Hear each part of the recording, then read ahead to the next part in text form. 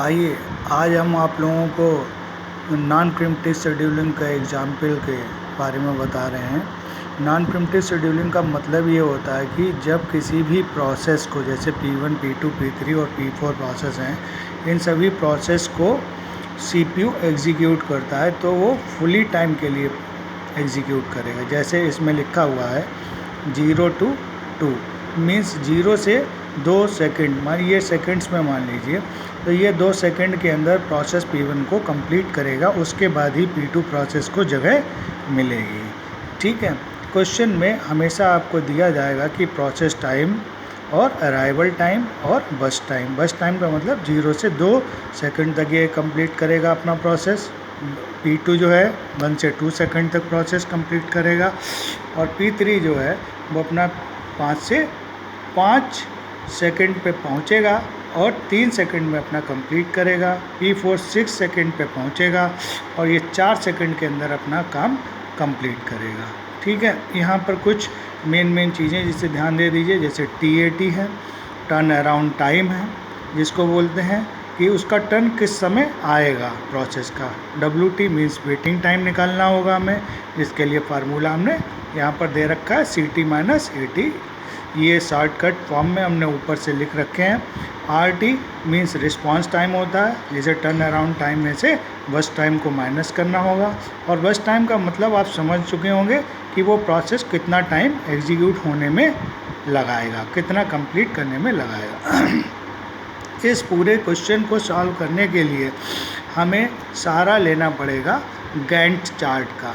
ठीक है, तो गैंट चार्ट को आप ध्यान से समझेंगे, बिना गैंट चार्ट के आप किसी भी क्वेश्चन को सही से सॉल्व नहीं कर सकते हैं, क्योंकि बाकी की जो चीज़ें हैं, जैसे कि आपका कंप्लीट टाइम है, TAT है, WT है, रिस्पांस टाइम है, ये सारी चीज़ें निकालने के लिए गैंट चार्ट का यूज़ आपने करना पड़ेगा। ठीक है ना, तो जब गैंट चार्ट आप सही से बना लेंगे तभी आप इसका सही से कैलकुलेशन कर सकते हैं। तो गैंट चार्ट में जो एक लाइन है, इस लाइन में हमेशा जो प्रोसेस होता है वो 0 से शुरू होता है, ये ध्यान रखने आप। ठीक है, गैंट चार्ट में प्रोसेस कहाँ से शुरू होगा? 0 से शुरू होगा। अब हमें अपने क्वेश्चन में ये देखना है कि कौन सा प्रोसेस 0 टाइमिंग पे आया है। तो हमारे क्वेश्चन में P1 नाम का प्रोसेस है, वो 0 टाइम पे आया है, तो हम यहाँ पर P1 लिख देंगे। अब ये कितने टाइम तक एग्जीक्यूट हो रहा है? 2 सेकंड तक एग्जीक्यूट हो रहा है, तो हम यहाँ पर आगे लाइन लिखेंगे। और ये जो गैंट चार्ट में ये टाइम होता है, तो ये टाइम 2 सेकंड हमने लिख दिया। अब देखिए 2 सेकंड के बाद कौन सा प्रोसेस आ रहा है रेडी क्यू में एग्जीक्यूट होने के लिए। तो 2 सेकंड्स के पहले ही एक P2 प्रोसेस आ गया। 1 सेकंड मीन्स 0 और 2 के बीच पहले ही वो वेटिंग कर रहा है, इसका मतलब। ठीक है ना, तो वेटिंग कर रहा है, तो उस समय तो एग्जीक्यूट नहीं होगा, क्योंकि नॉन प्रिम्प्टिव की बात ही यही होती है कि पहले जिसको लिया है उसे पहले एग्जीक्यूट कर देगा, उसके बाद ही दूसरा एग्जीक्यूट में लगाएगा। तो P2 क्या था? वेटिंग में था। अब P2 को उसने उठाया, P2 को उठा लिया, P2 को उसने एग्जीक्यूट करना स्टार्ट किया। अब P2 की टाइमिंग देखिए कितनी है? 2 सेकंड है। हम सेकंड्स में लेके चल रहे हैं, इसलिए आप सेकंड का ही ध्यान रखेंगे। P2 की टाइमिंग कितनी है? 2 सेकंड है। तो यहाँ पर ये 2 तो पहले ही थे, 2 में 2 जोड़ दो, ये कितने हो गए? 4 सेकंड हो गए।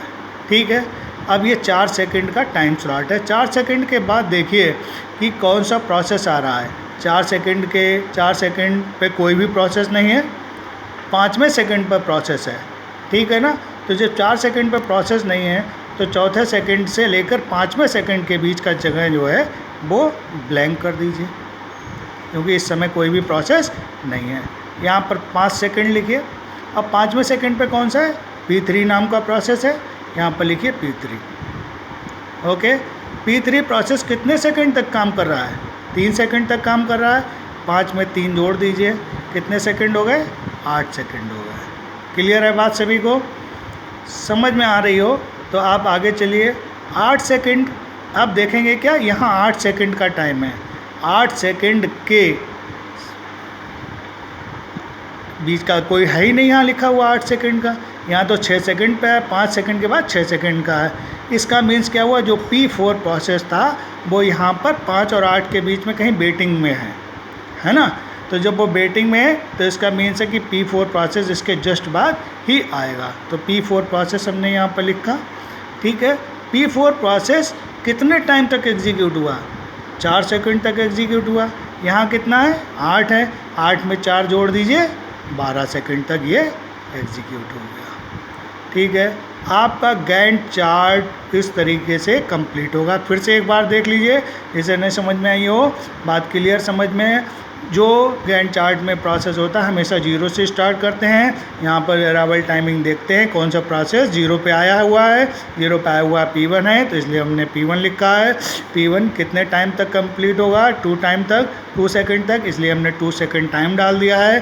2 सेकंड के बाद कौन सा प्रोसेस आ रहा है, 2 सेकंड से पहले ही P2 आ रहा है, इसलिए P2 को ही उठा लेंगे। 2 सेकंड के बाद ये बाकी के सब आ रहे हैं, मगर 2 सेकंड से पहले और 2 सेकंड तक कौन सा आया, P2 ही आया, इसलिए यहाँ पर P2 लिखा है। P2 कितनी बार एग्जीक्यूट हुआ है, 2 सेकंड तक, इसलिए हमने 2 में 2 जोड़ दिए, 4 सेकंड हो गए। P2 का भी प्रोसेस ख़त्म हुआ। अब 4 सेकंड के बाद तो कोई प्रोसेस दिख नहीं रहा हम लोगों को यहाँ से, है ना। 5वें सेकंड पे दिख रहा है, तो 4 से 5 का टाइम CPU का आइडियल टाइम हो गया, CPU फ्री हो गया उस टाइम पर, ठीक है ना। तो 5वें सेकंड के बाद से एग्जीक्यूट होगा P3। तो P3 का हमने यहाँ पर नाम डाल दिया P3, और P3 कितने टाइम तक एग्जीक्यूट हो रहा है, 3 सेकंड तक, तो इसलिए हमने 8 डाल दिया यहाँ पर।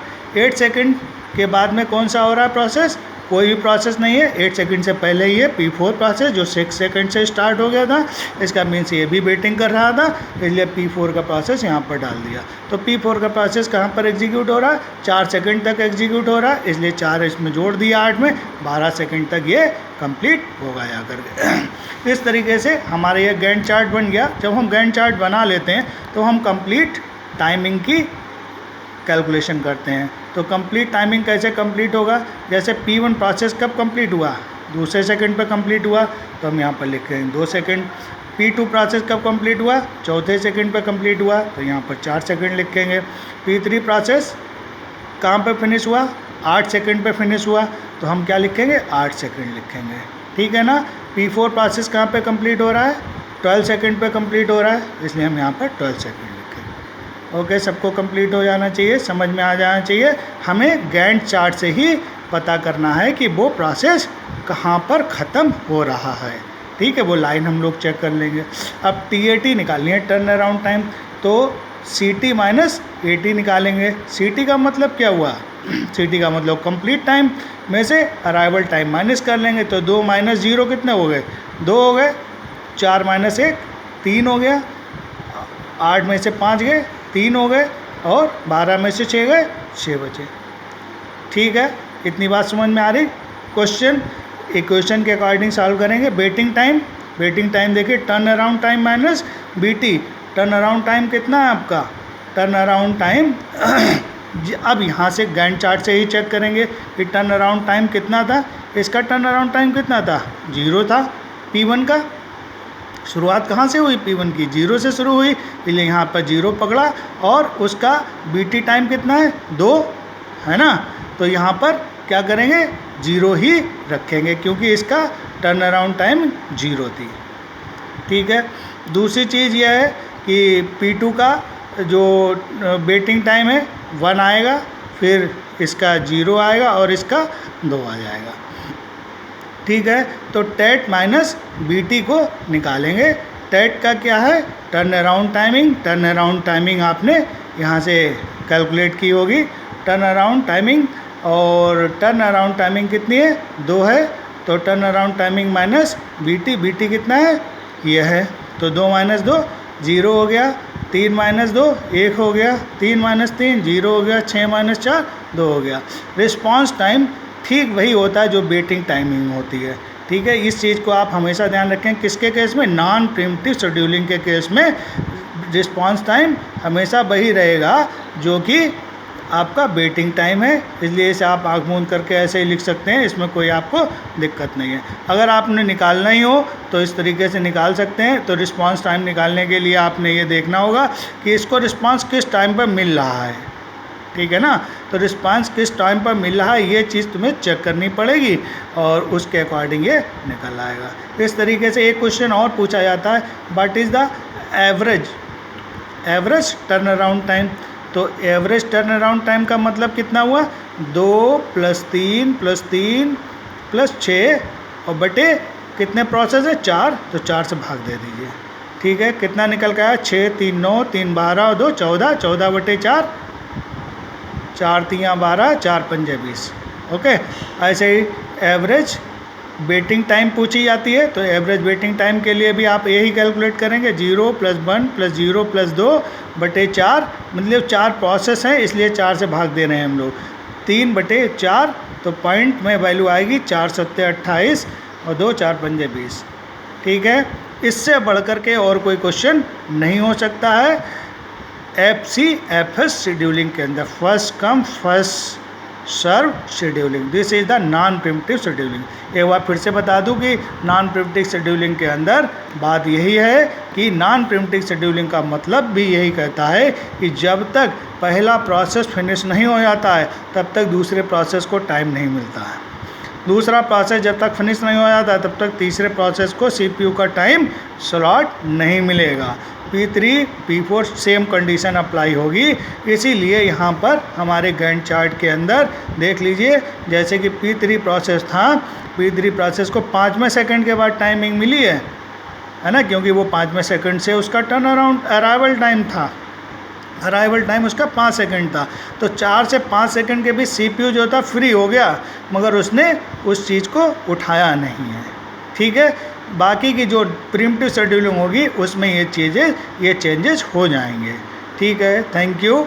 इसको आप कंप्लीट करिए। दूसरा एग्जाम्पल मैं आपके पास व्हाट्सएप पर भेज दूंगा, उसे आप इसके सारे देख करके कंप्लीट करिएगा। अगर किसी को क्वेरी हो तो वो मेरे से क्वेरी व्हाट्सएप पे भेज दे, मैं उसको देख लूँगा।